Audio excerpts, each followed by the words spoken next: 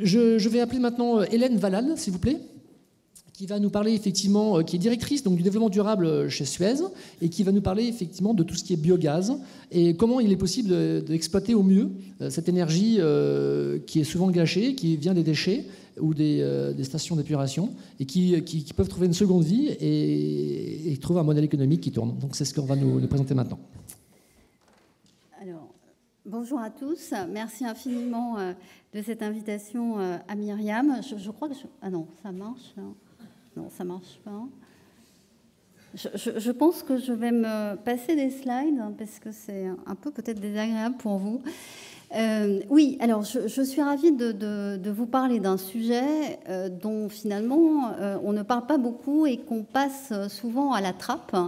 On se dit, bien sûr, et on l'a répété depuis ce matin, que pour lutter contre le dérèglement climatique, le développement des énergies renouvelables est une solution probablement la plus cruciale et la plus efficace. Encore faut-il peut-être considérer ce que l'on met dans les énergies renouvelables. Et moi, je suis souvent frappée, vous l'avez rappelé, monsieur, à l'instant, que voilà, on parle de l'éolien, on parle du solaire, et on ne parle pas de quelque chose qui effectivement est infinitésimal et qui est en train d'apparaître, d'émerger, mais qui est la filière du biogaz, c'est-à-dire celle qui est produite à partir de déchets organiques. Et je vais me permettre de vous en donner quelques éléments assez concrets. Peut-être que...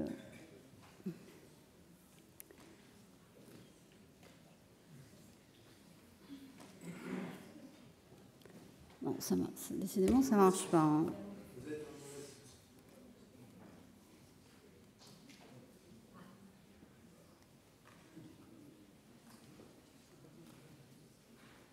Voilà.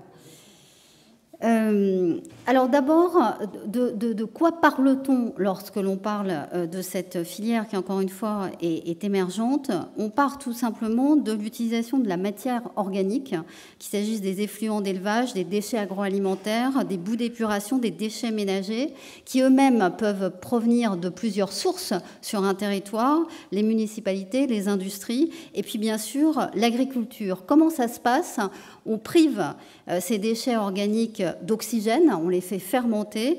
C'est donc le processus de méthanisation, et de cela ressort deux produits, le digesta, qui lui-même peut être utilisé en compost agricole, et puis le biogaz, qui est donc considéré comme une énergie renouvelable que l'on peut épurer encore plus fortement de manière à obtenir du biométhane. Et vous verrez que le biométhane a des capacités de rendement énergétique qui sont assez intéressantes. Alors, que fait-on de ce biogaz? Il y a évidemment plusieurs types d'usages. Un usage en termes de valorisation électrique, mais ce n'est pas là-dessus que je voudrais d'ailleurs insister. Un usage en termes de valorisation sous forme de chaleur, qui lui présente un très bon rendement. Et puis l'injection de ce biométhane dans les réseaux de gaz. C'est d'ailleurs cette filière qui est en train de se développer particulièrement et assez rapidement en France, sous une impulsion politique assez forte. J'y reviendrai tout à l'heure.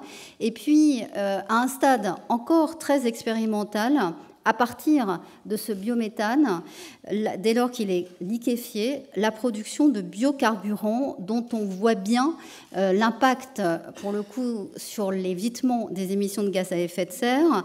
Le biocarburant permet d'éviter 80% des émissions de CO2 et produit zéro émission de particules fines. Encore une fois, on est en train d'expérimenter cela. On a eu d'ailleurs, je ne sais pas si Michel Bardot est revenu dans la salle, on a en tout cas eu la visite presque après le cycle électoral récent de Nicolas Hulot sur une de ces expérimentations que nous faisons avec d'autres collectivités à Valenton dans la région parisienne, ce qui montre que c'est une voie qui est pleine d'avenir. Un autre aspect de ce sujet sur lequel je voulais attirer votre attention, c'est aussi un gisement qui est en train de prendre de l'importance, que vous avez tous là où vous habitez, dans vos territoires, qui sont les eaux usées. et les stations d'épuration qui traitent ces eaux usées produisent des boues énergétiques qui elles-mêmes peuvent passer dans un méthaniseur et produire du biogaz puis du biométhane et être donc réinjectées dans les réseaux de gaz autour de la station d'épuration. Là, pour vous donner des ordres d'idées, et j'ai perdu, voilà, 100 000 habitants. L'équivalent de la production des eaux usées de 100 000 habitants, c'est équivalent à 3 gigawattheures d'énergie, ou bien si on calcule les choses autrement, c'est-à-dire si on convertit ça en biocarburant, ça permet une économie de 52 000 litres de gasoil. Autrement dit, c'est la consommation annuelle, soit de 100 voitures, soit de 20 bus. Voilà, c'est juste pour fixer des ordres de grandeur, sachant que 15% simplement des stations d'épuration en France sont équipées de méthaniseurs, ce qui donne la mesure du potentiel de ces steppes. L'ADEME, qui s'intéresse beaucoup à ce sujet, bien sûr, estime à 1,5 TWh par an le potentiel de biométhane qui émanerait de ces stations d'épuration. Donc, on est là face à un marché qui est certes,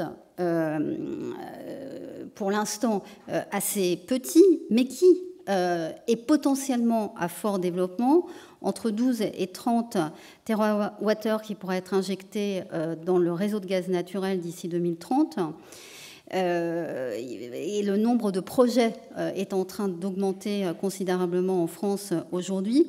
Donc un potentiel en termes de développement économique, un potentiel aussi en termes d'impact sur le climat. Si la tendance actuelle se poursuit, cela équivaudrait à 2 millions de tonnes équivalent CO2 évité en 2030. Et puis, bien sûr, un impact sur l'emploi direct, parce que selon ces mêmes tendances et dans ce même laps de temps, cela permettrait de créer 2 000 à 3 000 emplois directs.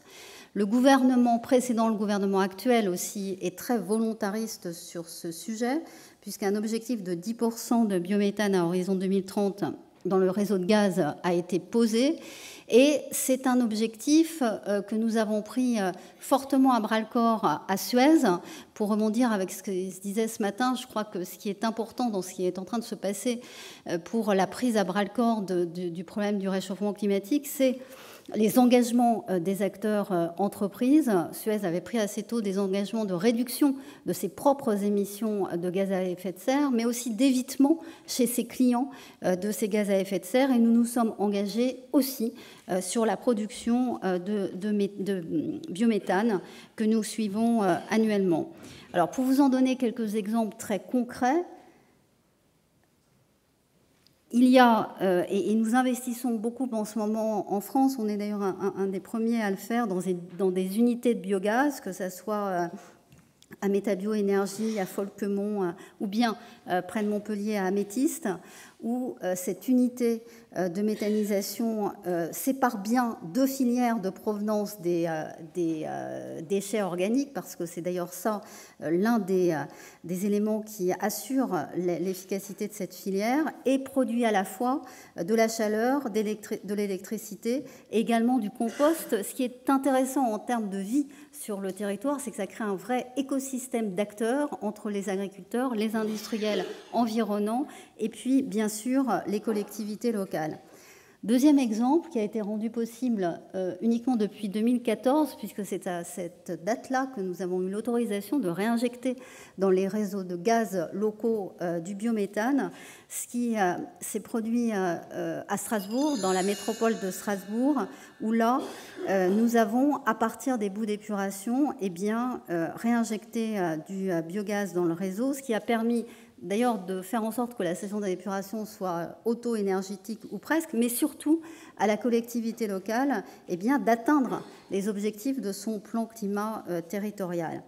Pour finir, une autre façon d'envisager aussi ce sujet, c'est pour un groupe comme le nôtre, celui d'aller chercher des partenariats avec des startups qui se spécialisent sur ce type de thématique, là notamment Vaga Énergie qui vient de mettre sur le marché Vagabox, qui est une technologie assez en rupture qui permet de traiter le biogaz qui émane des décharges et de le traiter de manière très pure pour l'introduire directement dans les réseaux de gaz.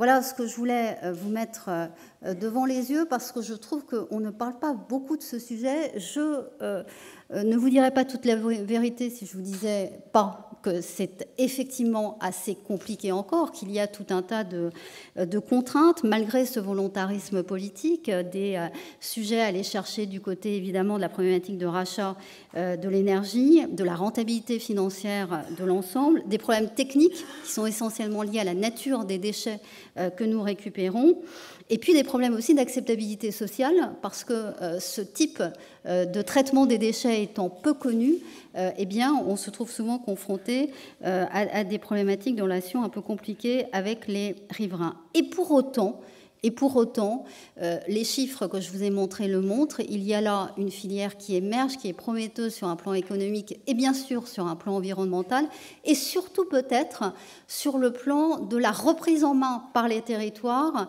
de leur stratégie énergie au plus près des besoins du territoire, parce que vous voyez bien que ça permet d'ajuster une production énergétique en fonction des besoins du territoire. Et pour finir, je crois que c'est aussi une thématique qui permet véritablement à chaque habitant d'être acteur de l'économie circulaire, puisque de son comportement, de ce mode de vie, eh bien, on peut tirer cette énergie renouvelable. Merci beaucoup.